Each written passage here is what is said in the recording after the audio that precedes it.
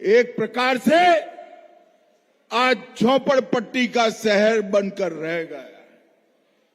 देश में कई शहर ऐसे हैं जो स्लम फ्री बनने लगे, मगर दीदी को जरा भी इसकी जरूरत नहीं लगती है।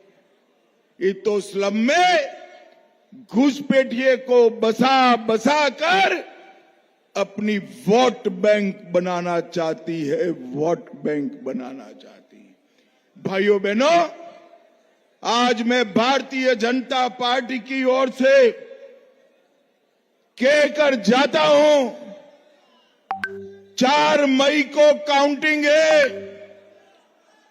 सुबह 8 बजे, भैया पत्रकार जरा बैठ जाइए, वो बैठ जाओ भाई, पीछे लड़के बूमा बूम करे, थोड़ा बैठ जाइए प्लीज।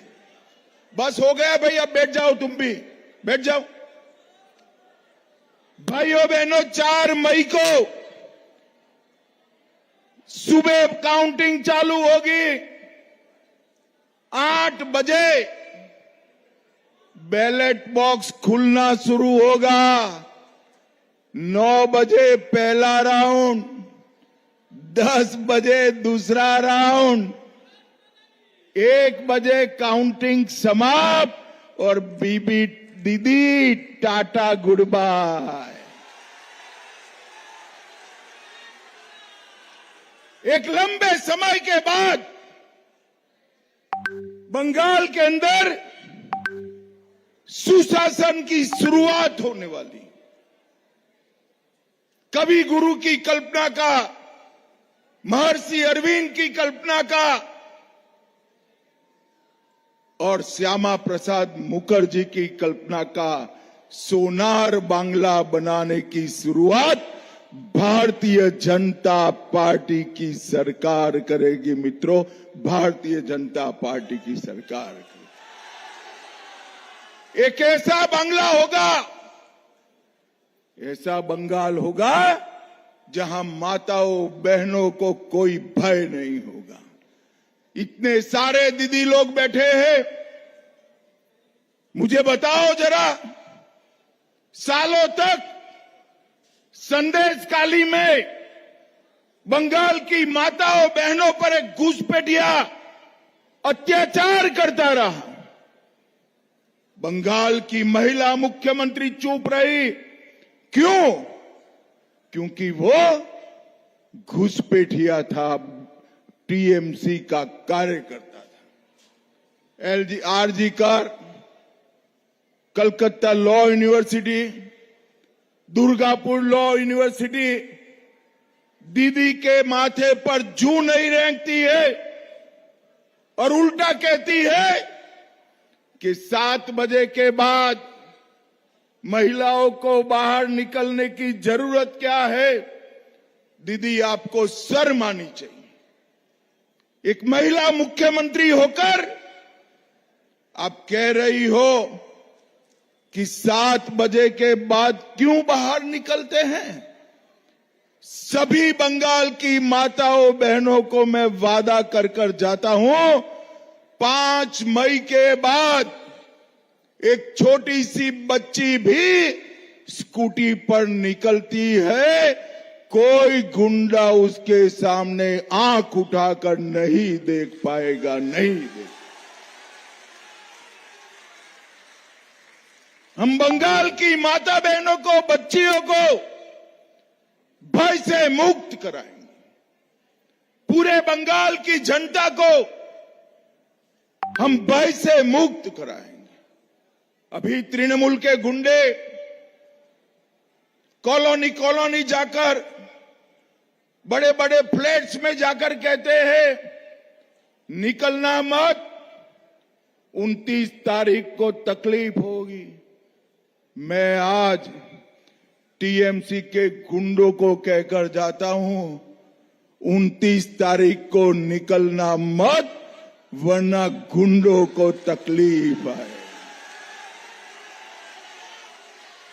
भाइयों बहनों, 29 तारीख को आप मशीन पर कमल का निशान देखिए, निशान के सामने का बटन देखिए। 4 तारीख के बाद गुंडों को उल्टा लटका कर सीधा करने का काम भारतीय जनता पार्टी। देश आजाद हुआ, देश की सकल घरेलू आय में, देश की इनकम में 100 रुपया आता था, 20 रुपया बंगाल से आता था। आज 100 रुपये की जगह 5.25 रुपया हो गया। भाइयों बहनों, इंडस्ट्रियलाइजेशन की शुरुआत पूरे भारत में कहीं हुई तो हमारे बंगाल से हुई थी, बंगाल से। आज एक इंडस्ट्री बंगाल छोड़कर बाहर जा रही है। 6,000 उद्योग बंगाल छोड़ दिए। दीदी, आपके कट मनी वाले, आपके सिंडिकेट वाले इंडस्ट्री के पीछे पड़े हैं। इंडस्ट्री बंगाल छोड़कर बाहर जा रही। इंडस्ट्री छोड़ो, किसी को अपना घर नया बनाना है, उसको अगर ईंट लेनी है, ईंट, बालू लेना है, सीमेंट लेना है, तो सिंडिकेट को टैक्स देना पड़ता है। डमडम वालों, मेरा वादा याद रखना, 5 तारीख के बाद सिंडिकेट वाले बंगाल छोड़कर पलायन कर देंगे। दीदी के कारण इंडस्ट्री गई है, भाजपा के कारण इस सिंडिकेट वाले गुंडे बंगाल छोड़कर जाएंगे। मुझे बताओ भाइयों बहनों, आज आप यहां पर बैठे हो, इतनी सारी माताएं बहनें बैठी हैं।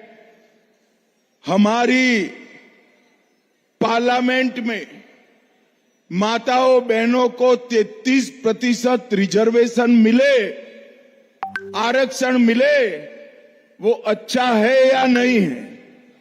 जरा जोर से बोलो, अच्छा है या नहीं है?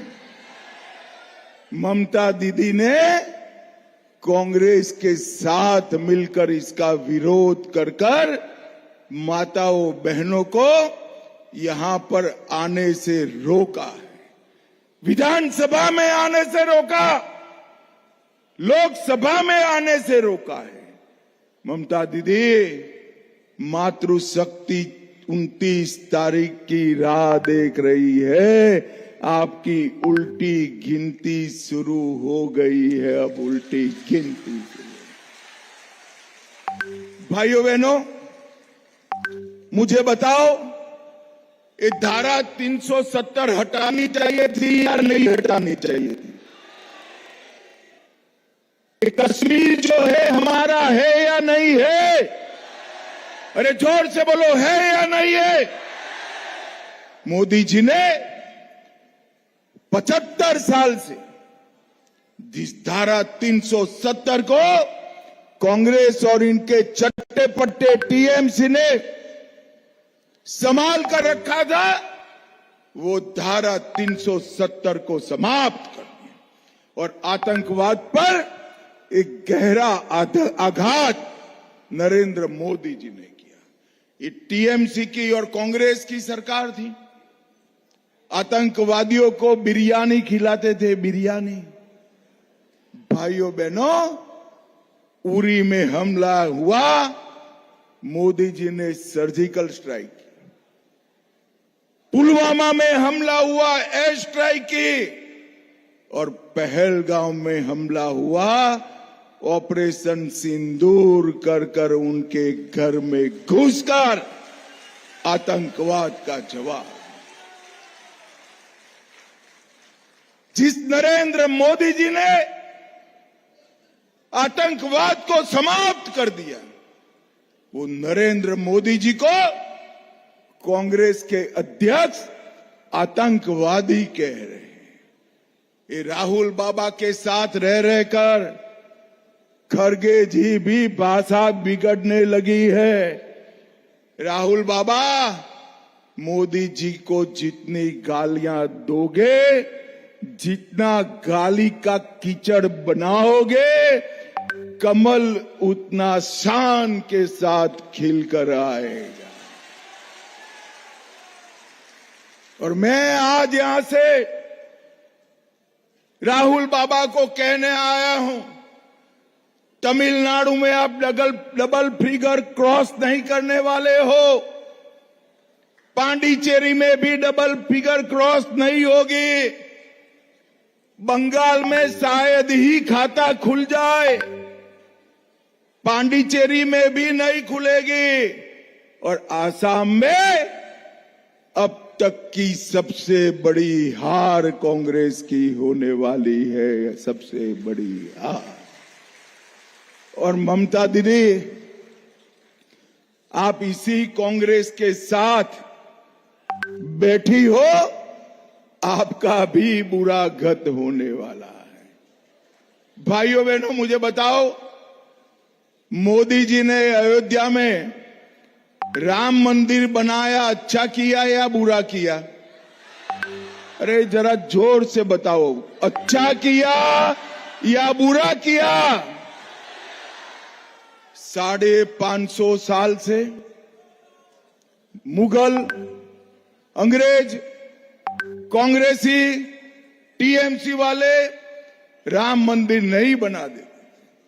आप सभी ने मोदी जी को दूसरी बार प्रधानमंत्री बनाया, मोदी जी ने अयोध्या में राम मंदिर बनाकर जय श्री राम कर दिया। और ये ममता दीदी राम मंदिर बनाने का तो विरोध करती थी, नाटक करने के लिए हुमायूं कबीर को बाहर भेजा और हुमायूं के नाम से बंगाल में बाबरी मस्जिद बनाना चाहती है, बाबरी मस्जिद। मुझे बताओ डमडम वालों, बंगाल की पवित्र भूमि पर बाबरी मस्जिद बननी चाहिए क्या? जोर से बोलो, बननी चाहिए। कवि, गुरु और विवेकानंद जी की भूमि पर बाबरी मस्जिद बननी चाहिए। आप चिंता मत करो, मैं कह कर जाता हूं, ममता दीदी जितना जोर लगाना है लगा लो, भारतीय जनता पार्टी बंगाल में बाबरी मस्जिद नहीं बनने देगी, नहीं। भाइयों बहनों, यहां की नगर पालिका दिवालियापन के कगार पर है। नगर पालिका की लापरवाही के कारण ढेर सारे गंदे पानी के झील बने हुए हैं। मोती झील भी अशुद्ध हो गई है। और भाइयों बहनों, किसी को कुछ पड़ी नहीं।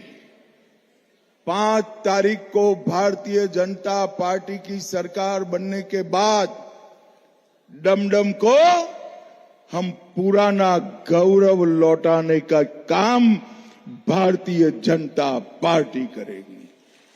मुझे बताओ भाइयों बहनों, विशेषकर बहनें बताएं, किसी को भी बंगाल में 4 शादी करने की छुट्टी होनी चाहिए क्या? अरे जोर से बोलो, होनी चाहिए क्या? मालूम है ना कौन कर रहा है? मालूम है या नहीं है?